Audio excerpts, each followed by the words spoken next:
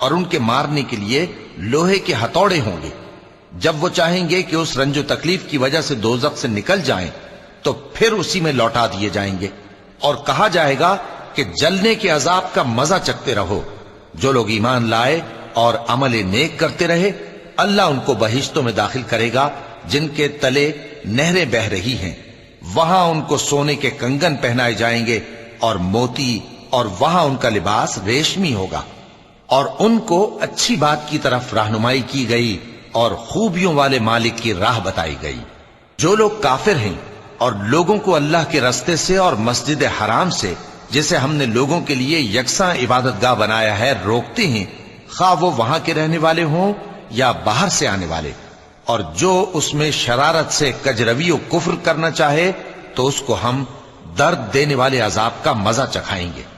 اور ایک وقت تھا جب ہم نے ابراہیم کو خانہ کعبہ کا مقام بتا دیا اور ارشاد فرمایا کہ میرے ساتھ کسی چیز کو شریک نہ کیجو، اور طواف کرنے والوں اور قیام کرنے والوں اور رکوع کرنے والوں اور سجدہ کرنے والوں کے لیے میرے گھر کو صاف رکھا کرنا۔ اور لوگوں میں حج کے لیے اعلان کر دو کہ تمہاری طرف پیدل اور دبلے دبلے اونٹوں پر جو دور دراز رستوں سے چلے آتے ہوں سوار ہو کر چلے آئیں، تاکہ اپنے فائدے کے کاموں کے لیے حاضر ہوں۔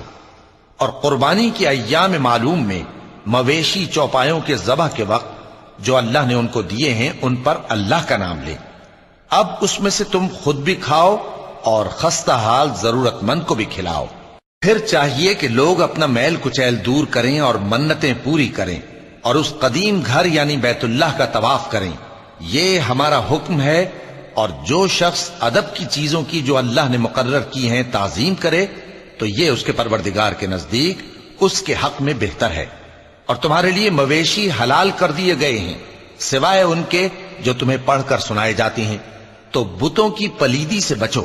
اور جھوٹی بات سے پرہیز کرو۔